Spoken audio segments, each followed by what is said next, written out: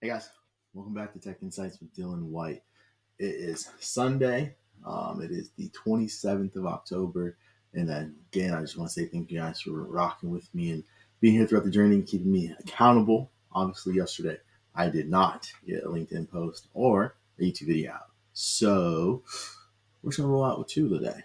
We're going to do a little bit of accountability and talking through just what the challenge is about and a little bit more in depth about where we're going to go over the next probably 20 days, we'll call it. But then we're going to roll right into the what is business applications Microsoft Partner Solution area. So, as always, thank you guys for being here. If you like the content, be sure to let me know in the comments below. Be sure to hit the like button to follow, subscribe, all those good things. But just be sure to let me know what else you'd like to see. Keep it going. So thank you guys as always again, and let's dive into it on the other side. All right, guys. So the first minute and a half of this video, we're just going to dive into what you guys will see over the next 20 days, the different type of content, and why I think it's really important to understand, especially in my area of the woods, which is Microsoft Consulting.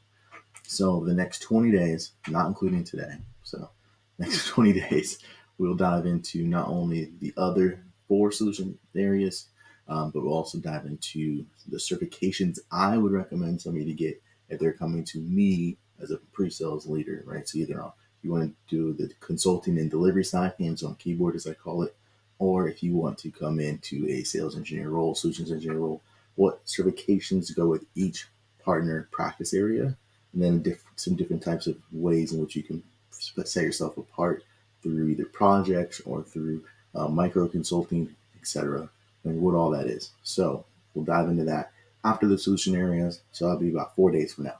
So again, excited to get on that side with you. So let's get into what we're here to talk about today, which is business applications.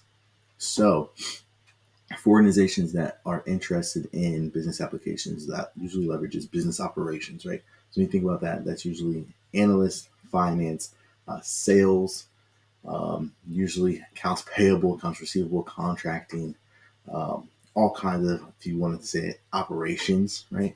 And usually that includes finance and sales, right? And so with that being said, Microsoft Solutions area involves for that aspect, right? Business operations and sales lives in what's known as Dynamics 365 and Power Platform, right?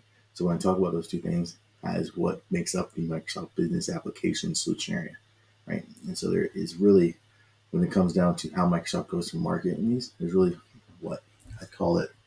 And I'll shoot you guys a screenshot of these lists so you guys have it once we're done, not until then. But for this, there's really 7 different areas, right? And they're very different. One thing I will say about the business applications area is that there's about 2 that can transcend the entire length of business applications, but then there's 5 that are very different from each other. It can be completely separate, not only careers, but job fields, right? And so the first one starts with some of business intelligence, right? Making sure you understand your business. That it revolves around Power BI, right? Power BI, Fabric, all fit into that area, right? Finance, also known as FinOps, right? D365 F&O module. There are certifications that are directed towards that. We'll talk about that deeper, right? And then there's intelligent automation, which is Microsoft's Power Automate, a very cool tool, leveraging one of my IT manager roles. And there's Microsoft low code application development, right? So think of as Power Platforms, Power Apps, right? So Power Automate and Power Apps go together. Power everything. Power. All right. And there's Dynamics 365 Sales, which is a CRM. So you think of Salesforce, right? Microsoft has Dynamics 365 Sales, which is also known as CRM.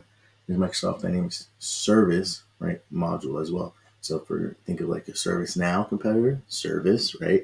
Microsoft 365 and using Dynamics 365 has that. And there's what's known as small and medium-sized business, right? And that for Microsoft is Microsoft Dynamics 365 Business Central. So when you think of QuickBooks, NetSuite, that's Microsoft's competitor to that is Dynamics 365 Business Central. Okay. And then there's supply chain. So I know we talk a lot about ERPs, enterprise resource planning. We talk about Epicor. We talk about Sage. As competitors, that would be the big one to that is Dynamics 365 supply chain. We talk to customers about all different parts of these platforms, but that is the Microsoft 365 Business Solution area core competencies.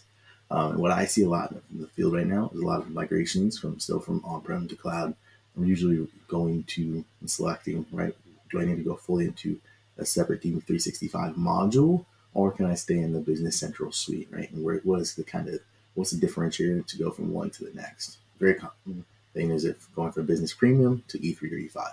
Um, and just different use cases and different organizations will choose whichever one fits for them. That's my role. I love it. And we have a full team that knows it all. If you guys ever want knowledge on why D365 is a key competency for Microsoft, why it's so important, I'd be glad to get some other people on the YouTube and change face and ask some questions.